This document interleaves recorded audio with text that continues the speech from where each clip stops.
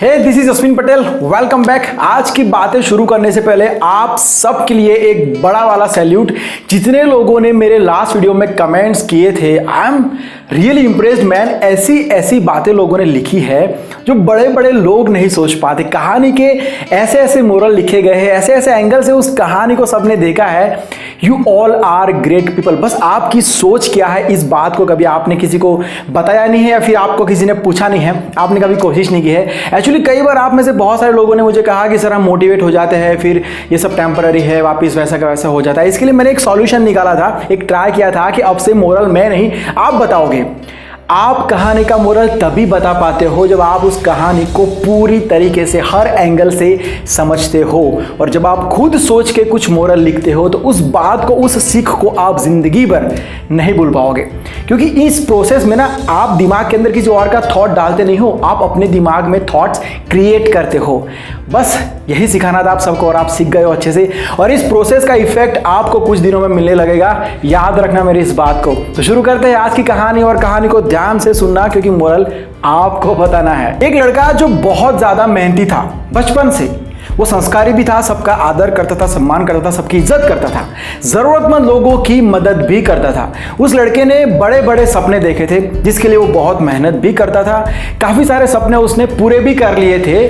उसकी शादी हुई, बच्चे हुए, परिवार बड़ा होता गया। उसने अपने बच्चों को भी अच्छे संस्कार दिए, जिंदगी में सब कुछ सही चल रहा था। दुनिया की नजर से देखे तो इस भाई साहब की लाइफ परफेक्ट थी।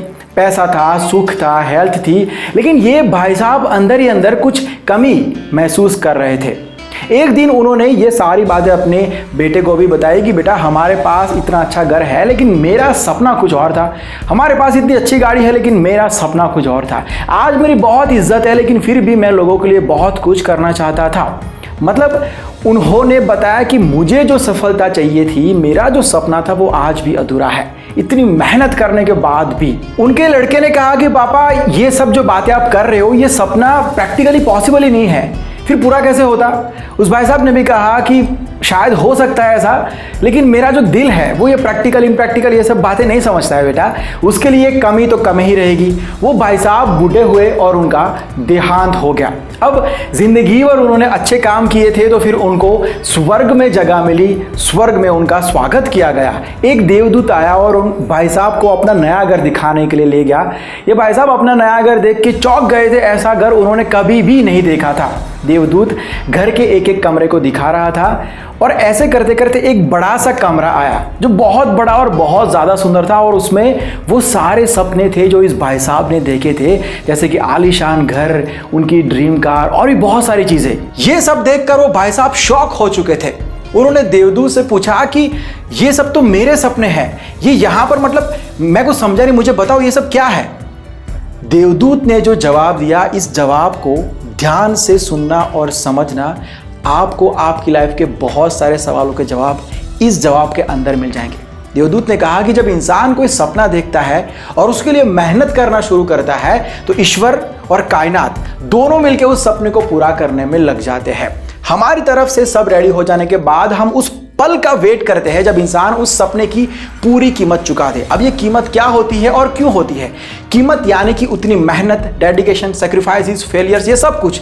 तो ये कीमत पूरी हो जाने का, उस पल का इंतजार किया जाता है। ये कीमत चुकाना इसलिए जरूरी है क्योंकि उससे पता चलता है कि वो इंसान जो मांग रहा है वो उसके काबिल भी है कि नहीं। देवदूत ने आगे कहा कि इंसान का ऐसा है कि वो सपने बहुत देखता है लेकिन कुछ सपनों के लिए वो सीरियस होता है, कुछ सपनों के लिए वो बहुत मेहनत करता है, और कुछ सपनों को ऐसे ही देख के छोड़ देता है, भूल जाता है। जिन जिन सपनों के वो पल आते जाते हैं वैसे वैसे उसके सपने पूरे होते जाते हैं। लेकिन कभी कभी कुछ सपने बहुत बड़े होते हैं तो उसकी कीमत भी बड़ी होती है, उसकी परीक्षा भी बड़ी होती है, और ज्यादातर लोग रास्ते में ही चलना बंद कर देते हैं।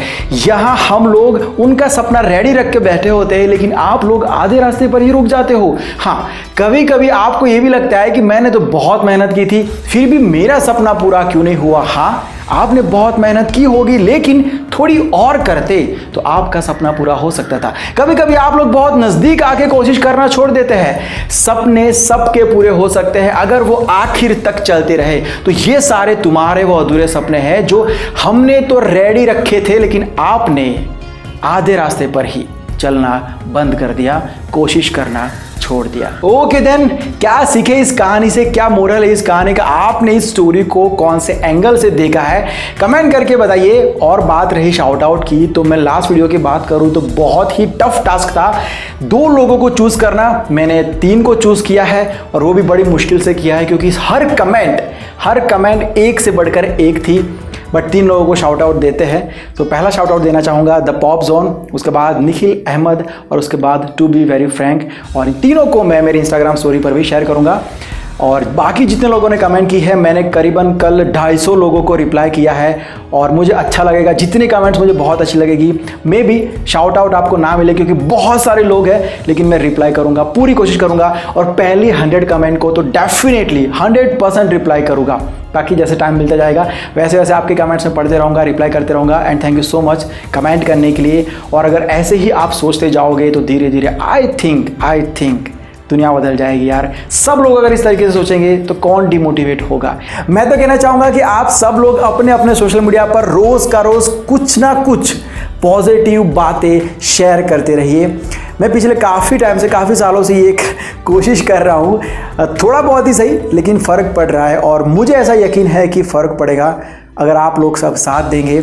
आप भी जहाँ पर भी, अगर आप सोशल मीडिया पर नहीं भी है तो आप अपने घर में ही सही, अपने दोस्तों से कहीं ना कहीं पर एक पॉजिटिव बात रोज़ शेयर करने का डिसाइड कर लीजिए। मज़ा आएगा यार।